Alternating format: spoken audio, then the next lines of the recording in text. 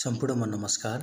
अमेरिकामा रहनुभएका तपाईँहरूको छोराछोरी, नाति-नातिना, दाजुभाइ, दिदीबहिनी लगायत विभिन्न सेमिनारमा तपाईँहरू घुम्न जान प्लान गर्दै हुनुहुन्छ भने त्यहाँ जानु फर्म भर्नु अगाडि विभिन्न कुरामा ध्यान दिनुहोला। तपाईँले तिर्नुभएको अन्तर्वार्ताको शुल्क फिर्ता हुने छैन र एम्बेसीमा तपाईँले पेश गर्नुभएका सम्पूर्ण विवरणहरू सही सत्य हुनुपर्नेछ।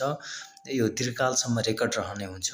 तसर्थ तपाईँले यो कुराहरू ध्यान दिँदै अब फर्म भर्नको लागि चाहिँ तपाईँले एकपटक फेल हुनुभयो भने पछि भिजाको सम्भावना अत्यन्त न्यून हुँदै जान्छ। तसर्थ एकदमै ध्यान दिएर तपाईँले फर्म भर्नुपर्ने हुन्छ। फर्म भर्नु अगाडि विभिन्न जानकारीहरू रेडी बनाएर भर्नुहोला। अन्तर्वार्ताको फर्म भर्नु अगाडि तपाईँले 3टा स्टेप गर्नुपर्ने हुन्छ।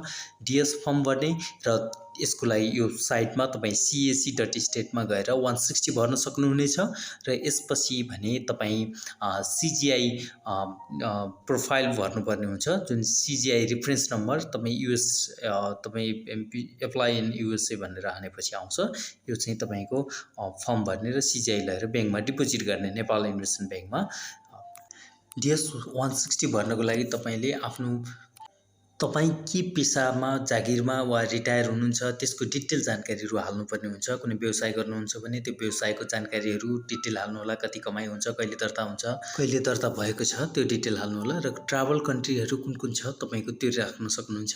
र 2x2 को फोटो पनि रेडी बनाउनु पर्ने हुन्छ तपाईँको आफ्नो स्पाउसको बारेमा। साथै तपाईँ अमेरिकामा रहनुभएको आफ्नो मान्छेको चाहिँ कुन ठाउँमा बस्नुहुन्छ, उहाँको पुरा ग्रिन कार्ड अनुसारको नाम, थर ठेगाना, इमेल आइडी, फोन नम्बरहरू डिटेल तपाईँहरूले मेसेजबाट लिन सक्नुहुनेछ। र उहाँहरू ग्रिन कार्ड वा सिटिजन होल्डर वा स्टुडेन्ट भिजा केमा हुनुहुन्छ त्यो पनि जानकारी तपाईँहरूलाई आवश्यकता पर्छ। समग्रमा अमेरिकामा हुनुभएको तपाईँहरूको आफन्तीको डिटेल, उनीहरू कहाँ बस्नुहुन्छ, फोन नम्बर, इमेल आइडी लगायत तपाईँको श्रीमान श्रीमतीको डिटेल, तपाईँको आफ्नो व्यवसाय को वा जागिरको डिटेल लगायत पढाइको डिटेलहरू, ट्राभल कन्ट्री यिनी भएपछि तपाईँको डिएस 160 हुन्छ। अब भने अन्तर्वार्ताको लागि के कस्ता डकुमेन्टहरू चाहिन्छ तपाईँको लागि। डिएस 160 चाहिन्छ र 2x2 को फोटो चाहिन्छ। डिएस 2x2 को फोटो तपाईँ यहाँ स्याम्पलमा देख्न सक्नुहुनेछ।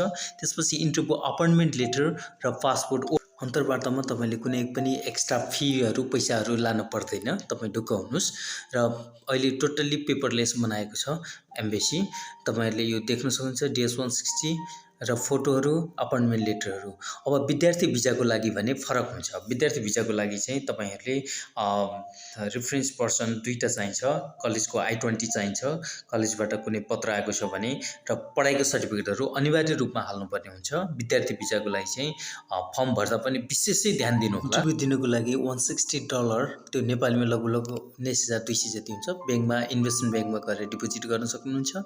र नर्मली इन्टरभ्यू हामीले यसरी डिपोजिट गरेको 1-2 घण्टामा डेट लिन सक्छौँ। यो कुन एभाइलेबल छ त्यो अनुसार लिन सक्नुहुनेछ। तपाईँले डेट नपाएमा तपाईँले इमर्जेन्सी पनि रिक्वेस्ट गर्न सक्नु। भिजाको जानकारी तपाईँले अन्तर्वार्ता भएकै दिनमा नै एम्बेसीमा तुरुन्तै भन्नेछ। तपाईँको पासपोर्ट राख्यो भने भिजा दिनेछ भने, पासपोर्ट फिर्ता गर्यो भने तपाईँको भिजा नलाग्ने हुन्छ। तपाईँको पासपोर्ट चाहिँ काठमाडौँ, चितवन, वीरगञ्ज, विराटनगर, पोखरा, भैरवाबाट नेपाल इन्भेस्टमेन्ट ब्याङ्कको शाखाबाट प्राप्त गर्न सक्नुहुनेछ। र भिजा नवीकरणको लागि भने तपाईँलाई CGI भर्दै नै तपाईँलाई चाहिँ कङ्ग्रेचुलेसन भनेर आउनुपर्ने हुन्छ, नोटिफिकेसन आउनुपर्ने हुन्छ। त्यो अनुसार तपाईँले यदि 6 महिना बढी बस्नुभएको छ, पहिले अमेरिका जानुभएको भने 6 महिना बढी बसेको पेपर चाहिन्छ। तपाईँले याद गर्नुहोला, तपाईँले कुनै पनि एक्स्ट्रा डकुमेन्ट, प्रपर्टी भ्यालुएसनहरू, कुनै सोर्स अफ इन्कम, वेलकम लेटरहरू केही बनाउन पनि पर्दैन। तपाईँले त्यो हेर्दैन एम्बेसीले कुनै पनि अनावश्यक पेपरहरू, जुन चाहिँ तपाईँले इन्टरभ्यू पेपरमा पनि त्यहाँ लेखेको हुन्छ। तपाईँले र हतारले गल्ती गरेर पछुताउनुभन्दा तपाईँ अनलाइनमा एकदमै ध्यान दिएर भर्नुहोला। सही सत्य मात्रै जानकारीहरू अपडेट गर्नुहोला। जसले भिजा पाइसक्नु भएको छ, भिजा पाएपछि कृपया 5 वर्षे भिजामा पनि 6 महिना बढी अमेरिकामा पैसा तिरेछु भन्दैमा नबस्नुहोला। पछि भिजा नवीकरण गर्ने बेलामा 5 वर्षपछि साह्रै नै दुःख। तपाईँहरूको अमेरिकामा जुन आफन्ती भेट्ने चाहना छ, आफन्तीलाई भेट्ने सपना पुरा होस्, चाहना छिटै पुरा होस्, हामी कामना गर्दछौँ। हामी आगामी दिनमा अन्तर्वार्तामा बारम्बार के कस्ता प्रश्नहरू सोध्छन् र कसरी भिजाको सम्भावना बढाउन सकिन्छ, के 5-6 पटक पनि फेल भएका मान्छेलाई कसरी भिजा आउन सकिन्छ भनेर हामी भिडियोहरू पेश गर्नेछौँ। कृपया हाम्रो च्यानललाई सब्स्क्राइब गर्नुहोला। धन्यवाद। यहाँहरूको दिन जय होस्।